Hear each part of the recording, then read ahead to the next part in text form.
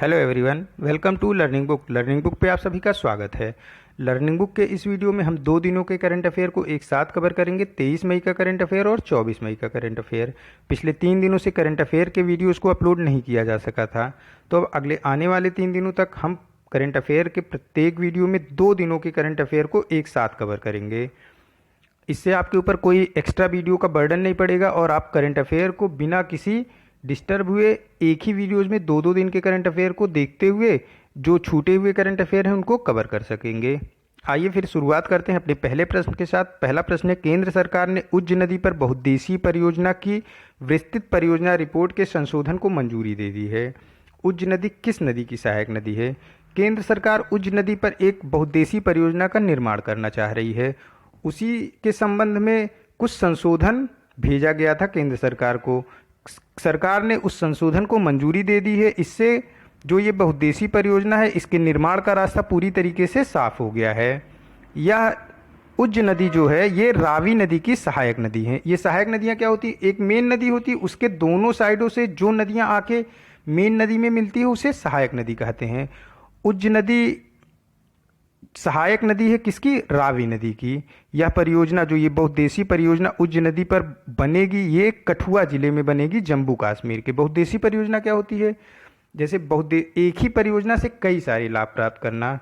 इस परियोजना से बिजली भी पैदा की जाएगी, सिंचाई के लिए पानी की उपलब्धता को भी बढ़ाया जाएगा, पीने के पानी को भी उपलब्ध कराया जाएगा, साथ ही साथ बाढ़ नियंत्रण के लिए भी ये परियोजना महत्वपूर्ण सिद्ध होगी। यह परियोजना जल शक्ति मंत्रालय की देखरेख में पूरी होगी। हमारे जल शक्ति मंत्री गजेंद्र सिंह शेखावत हैं। और एक और भी केंद्र सरकार की बहुत ही महत्वपूर्ण बहुउद्देशीय परियोजना है जिसे बोलते हैं पोलावरम बहुउद्देशीय परियोजना, जो कि आंध्र प्रदेश के वेस्ट गोदावरी डिस्ट्रिक्ट में बनाई जा रही है। ये परियोजना, इस परियोजना का निर्माण आंध्र प्रदेश के वेस्ट गोदावरी जिले में हो रहा है, गोदावरी नदी पर। नेक्स्ट क्वेश्चन है, कृषि सहकारिता और किसान कल्याण विभाग के तीसरे अग्रिम के अनुमान 2019-20 के लिए फसलों के उत्पादन का अनुमान 2019-20 में देश का कुल खाद्यान्न उत्पादन अनुमान क्या है? पूरे साल के दौरान कृषि सहकारिता और किसान कल्याण विभाग समय समय पर अपना अनुमान जारी करता है। अभी हाल ही में कृषि सहकारिता और किसान कल्याण विभाग ने अपना इस साल का तीसरा अग्रिम अनुमान जारी किया है। इस के अनुसार देश में कुल खाद्यान्न उत्पादन 295.67 मिलियन टन तक होने का अनुमान लगाया है।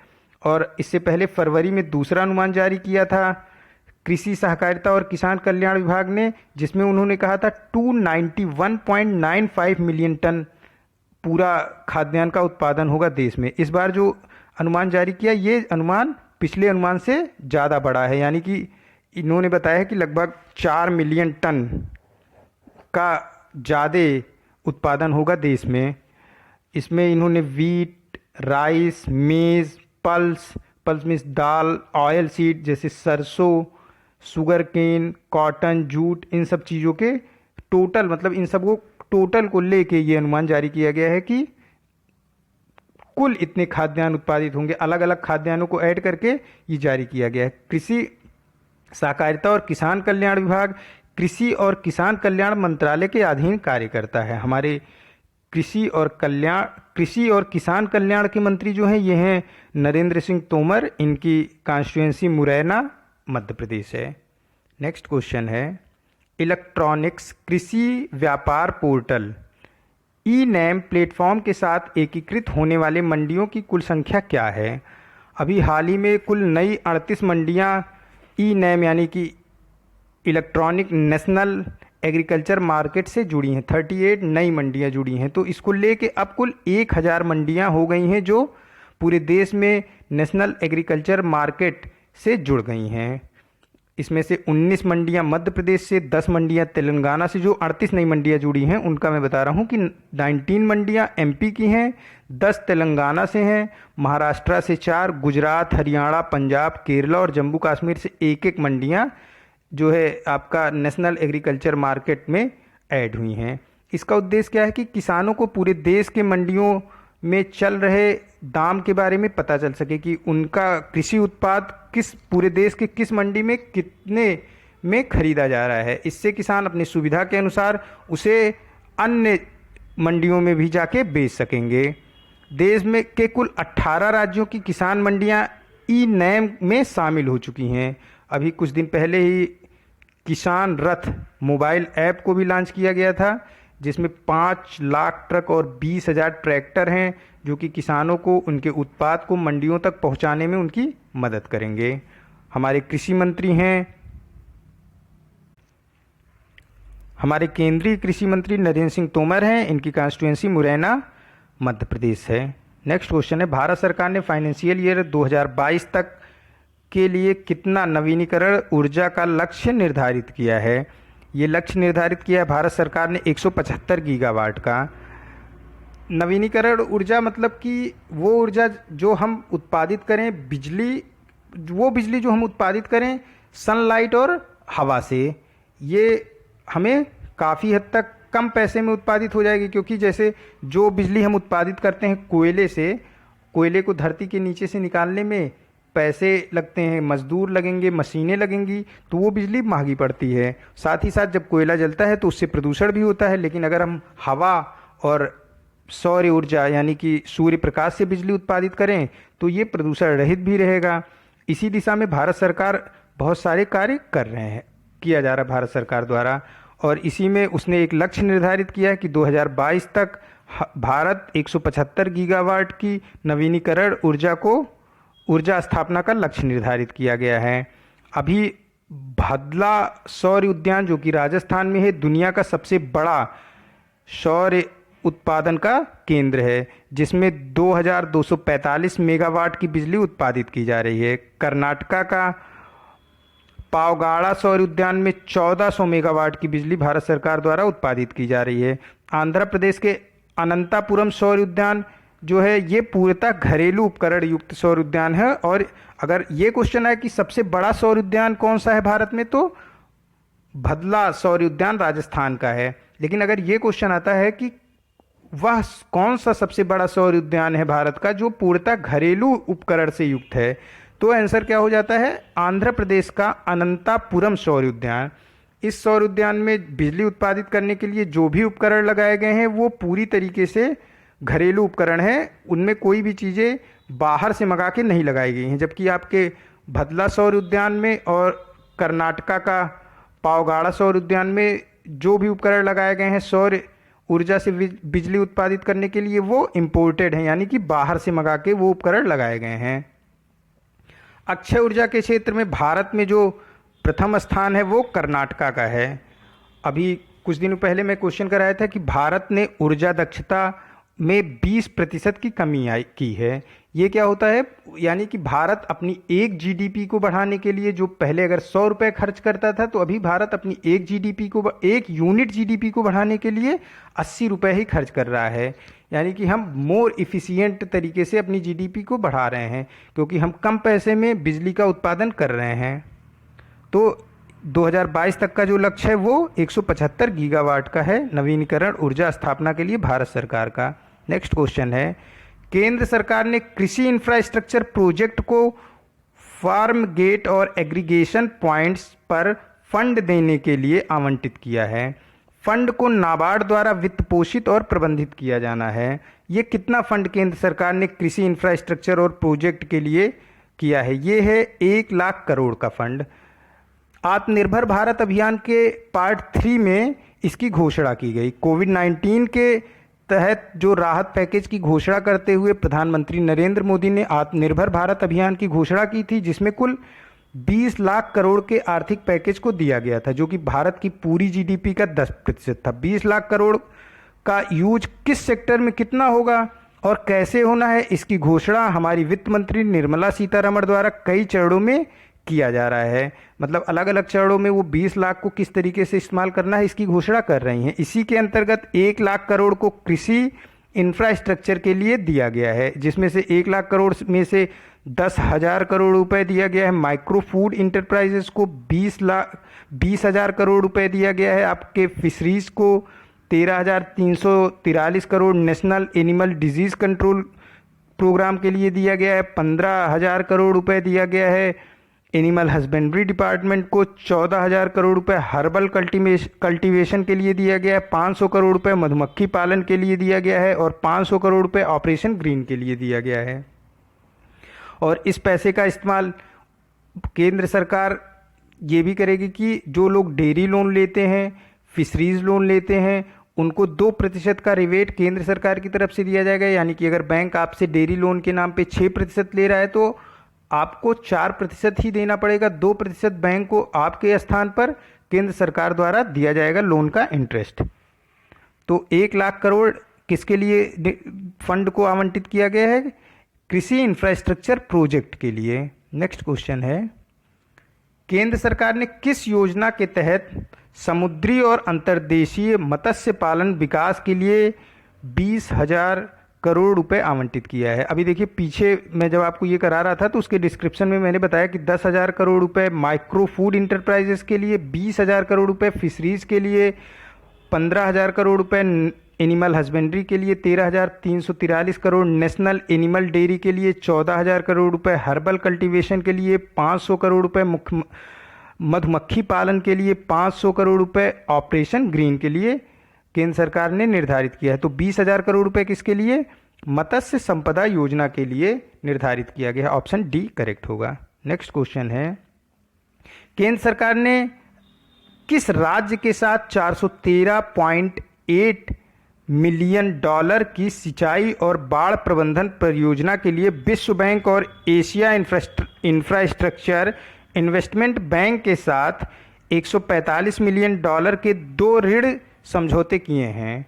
ये वेस्ट बंगाल गवर्नमेंट के लिए किया गया है। केंद्र सरकार और वेस्ट बंगाल की सरकार मिलकर सिंचाई और बाढ़ प्रबंधन परियोजना के लिए 413 मिलियन डॉलर और 145 मिलियन डॉलर के 2 ऋण समझौते किए हैं। एक किया है आपका वर्ल्ड बैंक से 413 मिलियन डॉलर का और एशिया इंफ्रास्ट्रक्चर बैंक से 145 मिलियन डॉलर का वेस्ट बंगाल गवर्नमेंट ने। महाराष्ट्र सरकार ने भी 210 मिलियन डॉलर का लोन लिया है विश्व बैंक से एग्रीकल्चर और रूरल ट्रांसफॉर्मेशन प्रोजेक्ट के लिए। हिमाचल प्रदेश की सरकार ने वर्ल्ड बैंक से 80 मिलियन US डॉलर का लोन लिया है वाटर मैनेजमेंट सुधारने के लिए। तो यहाँ पे जो 2 लोन लिए हैं वेस्ट बंगाल सरकार ने केंद्र सरकार की मदद से, एक 413.8 मिलियन डॉलर का और एक 145 मिलियन US डॉलर का लोन लिया है। 145 मिलियन का लिया है एशिया इंफ्रास्ट्रक्चर इन्वेस्टमेंट बैंक से और 413 मिलियन डॉलर का लिया है विश्व बैंक से। नेक्स्ट क्वेश्चन है, तो इसका ऑप्शन सी करेक्ट हो जाएगा, पश्चिम बंगाल गवर्नमेंट। नेक्स्ट क्वेश्चन है, नाबार्ड ने किस भारतीय राज्य और राज्य सहकारी बैंकों के माध्यम से किसानों को निरंतर ऋण प्रवाह सुनिश्चित करने के लिए 1,500 करोड़ रुपए जारी किए हैं? ये रुपए जारी किए हैं नाबार्ड ने पंजाब को। पंजाब के जो सहकारी बैंक हैं उनके लिए 1,000 करोड़ रुपए और 500 करोड़ रुपए वहाँ के पंजाब के ग्रामीण बैंकों के लिए नाबार्ड द्वारा जारी किया गया है। नाबार्ड का हेडक्वार्टर मुंबई में है। इसके चेयरमैन हर्ष कुमार भानवाल हैं। नेक्स्ट क्वेश्चन है, राजेश कुमार छिब्बर को 3 साल के लिए जम्मू कश्मीर बैंक के अध्यक्ष के रूप में पुनः नियुक्त किया गया है। उस व्यक्ति का नाम बताइए जिसे जम्मू कश्मीर के मैनेजिंग डायरेक्टर MD के रूप में नियुक्त किया गया है। जम्मू कश्मीर के नए MD जो नियुक्त किए गए हैं ये हैं जुबैर इकबाल। इससे पहले ये डिप्टी चेयरमैन HDFC बैंक के थे। तो जो 2 नियुक्तियां जम्मू कश्मीर बैंक में हुई हैं वो है एक राजेश कुमार छिब्बर की जो कि जम्मू कश्मीर बैंक के अध्यक्ष के रूप में नियुक्त किए गए हैं और जुबैर इकबाल को नियुक्त किया गया है जम्मू कश्मीर बैंक के MD के रूप में। इससे पहले ये HDFC बैंक के डिप्टी चेयरमैन थे। नेक्स्ट क्वेश्चन है, कृषि को कॉरपोरेट बनाने और मनरेगा को स्किलिंग कार्यक्रमों के साथ विलय करने वाले प्रस्ताव को ग्रुप ऑफ मिनिस्टर्स द्वारा लाया गया। इस ग्रुप की अध्यक्षता किसने की? इस ग्रुप की अध्यक्षता की हमारे minister of social justice and empowerment Thawarchand Gehlot ने। थावरचंद गहलोत ने इस ग्रुप की, ये जो मिनिस्टर्स के ग्रुप थे इसकी अध्यक्षता की। इसमें क्या है कि कृषि को कॉरपोरेट बनाने के लिए यानी कि कृषि के अंतर्गत भी मार्केटिंग करने के लिए और जो मनरेगा कार्यक्रम है जिसके अंतर्गत मजदूरों को पूरे साल के दौरान 100 दिनों के काम की गारंटी देता है केंद्र सरकार, उसको स्किलिंग कार्यक्रम के साथ यानी कि जो स्किल इंडिया डेवलपमेंट है उसके तहत जोड़ने के लिए विलय करने के प्रस्ताव के लिए इस ग्रुप का जो है निर्माण किया गया था। इससे क्या है कि जो मजदूर जिसके अंदर कोई स्किल होगा वो स्किलिंग कार्यक्रम में जो स्किल इंडिया कार्यक्रम है उसके जरिए कार्य करेंगे, और जिनके अंदर स्किल नहीं है वो आपका मनरेगा के अंतर्गत कार्य करते रहेंगे। इस प्रस्ताव को जिस ग्रुप के मिनिस्टर्स द्वारा लाया गया था इसकी अध्यक्षता थावरचंद गहलोत ने की थी। Thawarchand Gehlot minister of social justice and empowerment हैं। नेक्स्ट क्वेश्चन है, विशाखापट्टनम में एलजी पॉलीमर इंडिया लिमिटेड से स्टाइलिन गैस के रिसाव की जांच करने के लिए आंध्र प्रदेश सरकार द्वारा गठित 5 सदस्यीय उच्चाधिकार समिति के प्रमुख का क्या नाम है? नीरव कुमार प्रसाद इस 5 सदस्यीय उच्चाधिकार समिति के प्रमुख हैं। 1 महीने के भीतर जो आंध्र प्रदेश सरकार है उसने कहा है कि इस रिपोर्ट को सरकार को प्रस्तुत किया जाए इस समिति के द्वारा। इससे जो ये एलजी पॉलीमर इंडिया लिमिटेड से स्टाइलिन गैस का रिसाव हुआ था इसमें 12 लोगों की जान चली गई थी तथा 200 से अधिक लोग बीमार हो गए थे। स्टाइलिन क्या होता है? ये एक ज्वलनशील लिक्विड होता है, और जब ये लिक्विड होता है तो इससे गैस, जब ये गर्म किया जाता है स्टाइलिन तो इससे गैस उत्पन्न होती है, ज्वलनशील होती है तो इसमें आग जल्दी से पकड़ा जाती है। इसको स्टाइलिन को यूज किया जाता है पॉलीस्टाइरिलीन प्लास्टिक बनाने के लिए, फाइबर ग्लास बनाने के लिए, रबर बनाने के लिए, लेटेक्स बनाने के लिए। और इसी का रिसाव हुआ था जिसमें 12 लोगों की जान चली गई थी और 200 से अधिक लोग बीमार हो गए थे। तो जो 5 सदस्यीय उच्चाधिकार समिति का गठन किया गया है उसके प्रमुख नीरव कुमार प्रसाद हैं। आंध्र प्रदेश की कैपिटल अमरावती है। यहाँ के मुख्यमंत्री जगन मोहन रेड्डी हैं। गवर्नर विश्वभूषण हरिश्चंदन हैं। नेक्स्ट क्वेश्चन है, किस कंपनी ने केन्या स्थित कैनन केमिकल लिमिटेड की शेष 25% हिस्सेदारी का अधिग्रहण कर लिया है? गोदरेज ईस्ट अफ्रीका होल्डिंग्स ने कैनन केमिकल लिमिटेड की 25% हिस्सेदारी का अधिग्रहण किया है। गोदरेज आपके इंडिया की कंपनी है और इसकी एक सब कंपनी है Godrej east India Africa holdings Africa में, उसी ने जो है अधिग्रहण किया है कैनन केमिकल लिमिटेड के 25% शेयर का। कैनन केमिकल ये नैरोबी केन्या में इसका हेडक्वार्टर है। ये घरेलू श्रेणियों के कई सारे उत्पादों का निर्माण का कार्य करता है जिसमें बेलोन पेट्रोलियम जेली इसका प्रमुख उत्पाद है। गोदरेज का हेडक्वार्टर मुंबई महाराष्ट्र में है। इसके सीईओ और एमडी विवेक गंभीर हैं। और एक और जो इम्पॉर्टेंट शेयर का अधिग्रहण किया गया है जियो कम्युनिकेशन का जो शेयर है 10% 9.9% शेयर फेसबुक द्वारा खरीदा गया है। और HDFC के 1.01% शेयर को खरीदा है चाइना के central bank people bank of China ने। नेक्स्ट क्वेश्चन है, डिफेंस टेस्टिंग इंफ्रास्ट्रक्चर स्कीम की लागत क्या है जिसे रक्षा मंत्री राजनाथ सिंह ने हाल ही में डिफेंस टेस्टिंग इंफ्रास्ट्रक्चर बनाने के लिए अनुमोदित किया है? देश में डिफेंस से रिलेटेड रिसर्च को गति देने के उद्देश्य से 400 करोड़ रुपए के डिफेंस टेस्टिंग इंफ्रास्ट्रक्चर का अनुमोदन किया गया है। देश में जो निर्माण हो मतलब कि रक्षा से संबंधित जो निर्माण हो वो स्वदेशी निर्माण हो, उसी को बढ़ावा देने के लिए ये 400 करोड़ रुपए का अनुमोदन किया गया है। ऑप्शन डी इसका करेक्ट हो जाएगा। हमारे डिफेंस मंत्री राजनाथ सिंह हैं जिनकी कॉन्स्टिट्यूएंसी लखनऊ है। नेक्स्ट क्वेश्चन है, 103वें लैंडिंग क्राफ्ट यूटिलिटी एम के चतुर्थ श्रेणी के पोत INLCU L57 को हाल ही में पोर्ट ब्लेयर में भारतीय नौसेना में कमीशन किया गया। उस कंपनी का नाम बताइए जिसने INLCU L57 का निर्माण किया है। INLCU L57 का निर्माण किया है Garden Reach Shipbuilders and Engineering Limited ने। ये कहाँ स्थित है? Garden Reach Shipbuilders and Engineering Limited ये वेस्ट बंगाल में स्थित एक कंपनी है।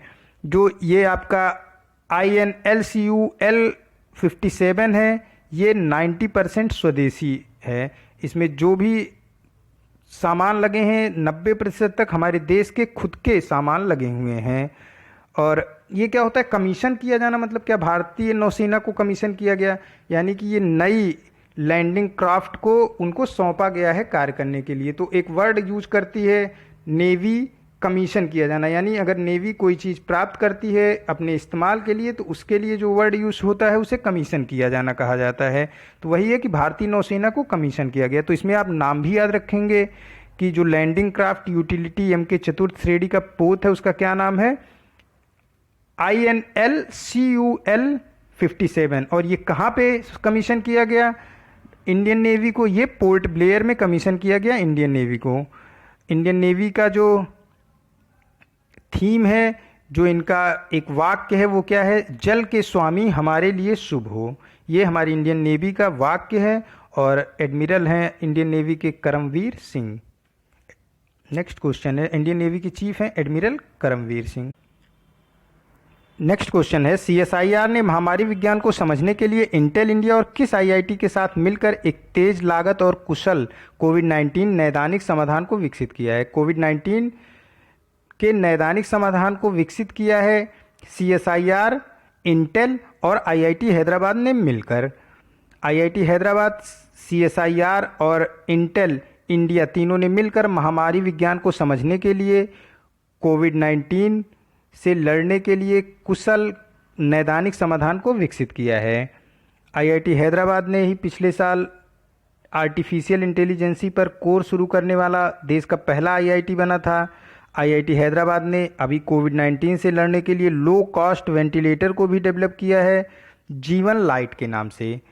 तो IIT हैदराबाद, इंटेल इंडिया और CSIR महामारी विज्ञान को समझने के लिए और एक तेज और लागत कुशल कोविड-19 नैदानिक समाधान को विकसित करने के लिए मिलकर साथ कार्य कर रहे हैं। तो ऑप्शन इसका करेक्ट हो जाएगा डी वाला।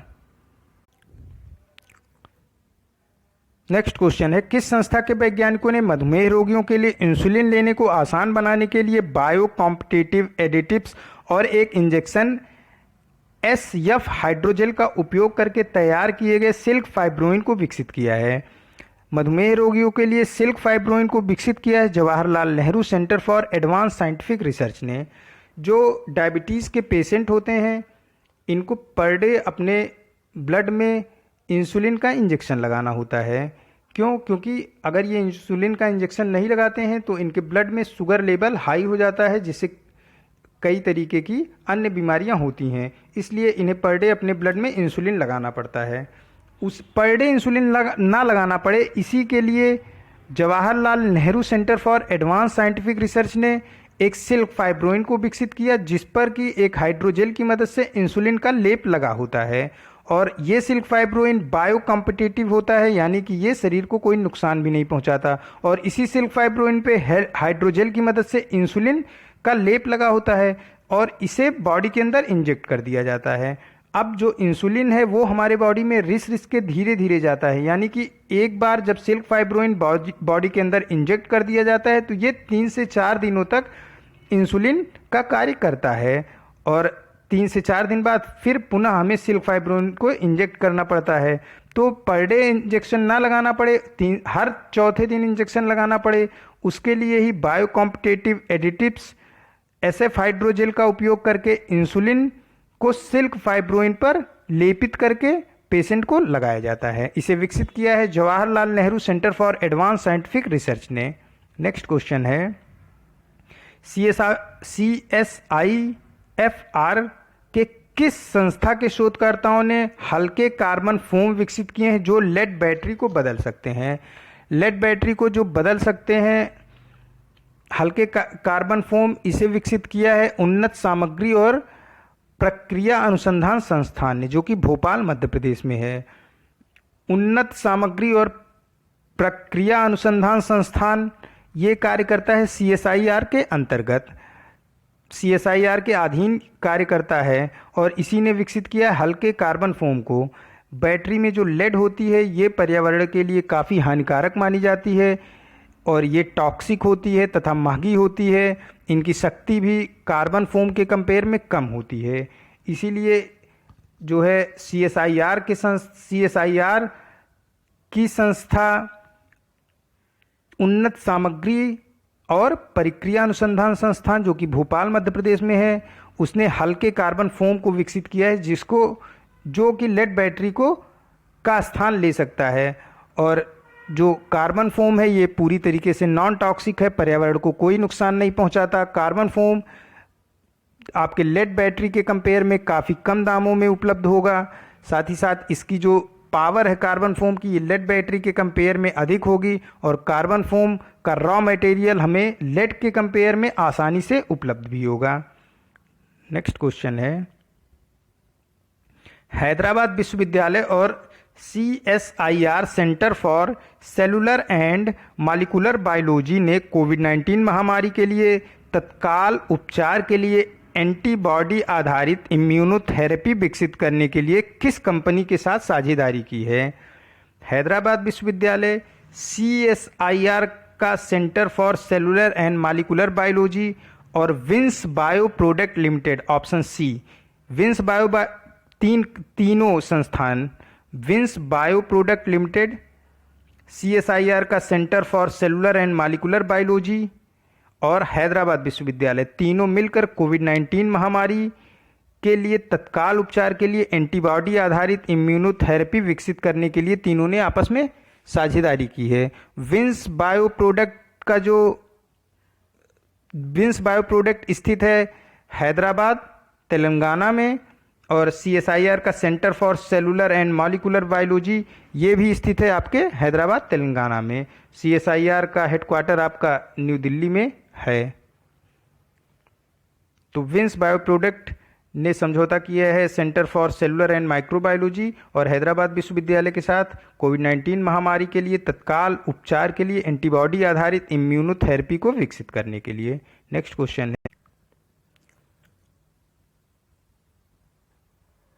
क्वेश्चन है, CSIR Indian institute of chemical biology ने पार्किंसंस रोग के निदान को समझने के लिए किस IIT के साथ समझौता किया है? CSIR की संस्थान Indian institute of chemical biology जो कि कलकत्ता में स्थित है, इसने पार्किंसंस रोग के निदान को समझने के लिए IIT धनबाद के साथ समझौता किया है। IIT धनबाद और Indian institute of chemical biology दोनों मिलकर पार्किंसंस रोग को कैसे ठीक किया जाए इसके लिए एक साथ कार्य करेंगे। पार्किंसंस रोग नर्वस सिस्टम तंत्रिका तंत्र का रोग है। इसमें रोगी के शरीर में कंपन होता है जिससे रोगी अपने प्रतिदिन के कार्य को करने में अत्यंत ही कठिनाइयों का सामना करता है। तो दोनों institute, Indian institute of chemical biology जो कि CSIR की ही संस्थान है, ये और IIT धनबाद मिलकर पार्किंसंस रोग को समझने और उसके निदान के लिए एक साथ कार्य करेंगे। नेक्स्ट क्वेश्चन है, उस व्यक्ति का नाम बताइए जिसने Wuhan diary dispatched from a quarantine city नामक पुस्तक लिखी है। Wuhan diary dispatched from a quarantine city नामक पुस्तक लिखी है फेंग ने। कोविड-19 के दौरान चाइना में जो 60 दिनों का लॉकडाउन हुआ था, उस दौरान चाइना की मीडिया ने न्यूज़पेपरों में किस तरीके का पोस्ट निकाला था? ये उन्हीं सारे पोस्टों का संकलन है। इंडिया में ये ई-बुक के फॉर्मेट में रिलीज हुई है। इसमें फेंग ने डॉक्यूमेंट के जरिए यह बताने की कोशिश की है कि कोविड-19 का स्प्रेड पैटर्न क्या है और कैसे कई देशों ने इससे निपटने में बहुत बड़ी गलती की है। इसी को लेकर इन्होंने एक पुस्तक लिखी, Wuhan diary dispatched from a quarantine city, option B Feng. Next question है, यूनेस्को द्वारा प्रतिवर्ष मनाया जाने वाला अंतर्राष्ट्रीय प्रकाश दिवस कब मनाया गया? यूनेस्को द्वारा प्रतिवर्ष जो अंतर्राष्ट्रीय प्रकाश दिवस मनाया जाता है ये 16 मई को मनाया जाता है। थियोडोर मेमन द्वारा लेज़र के पहले सफल संचलन की वर्षगांठ है 16 मई, इसीलिए अंतर्राष्ट्रीय प्रकाश दिवस को यूनेस्को द्वारा 16 मई को ही मनाया जाता है। यूनेस्को का हेडक्वार्टर पेरिस, फ्रांस में है। नेक्स्ट क्वेश्चन है, केंद्रीय स्वास्थ्य मंत्रालय ने भारत में प्रतिवर्ष 16 मई को किस दिन के नाम से मनाया जाता है? भारत में प्रतिदिन 16 मई राष्ट्रीय डेंगू दिवस के रूप में मनाया जाता है। डेंगू एक प्रकार का फीवर है, एक प्रकार का बुखार का रोग है जिसमें फीवर के साथ साथ ही वोमिटिंग, मसल पेन यानी कि मांसपेशियों में भयानक दर्द होता है। और हमारा स्वास्थ्य मंत्रालय प्रतिवर्ष 16 मई के दिन डेंगू को लेकर जागरूकता फैलाने के लिए नेशनल डेंगू डे के रूप में मनाता है। और जो डेंगू को फैलाने वाले मच्छर का क्या नाम है, डेंगू को फैलाने वाले मॉस्किटो का नाम एडीज़ है। एडीज़ के द्वारा डेंगू एक व्यक्ति से दूसरे व्यक्ति में फैलता है। हमारे minister of health and family welfare Harshvardhan है। ये आज का लास्ट क्वेश्चन था। मिलते हैं नए करंट अफेयर के साथ नेक्स्ट वीडियो में। Keep study on learning book. Thank you for watching this.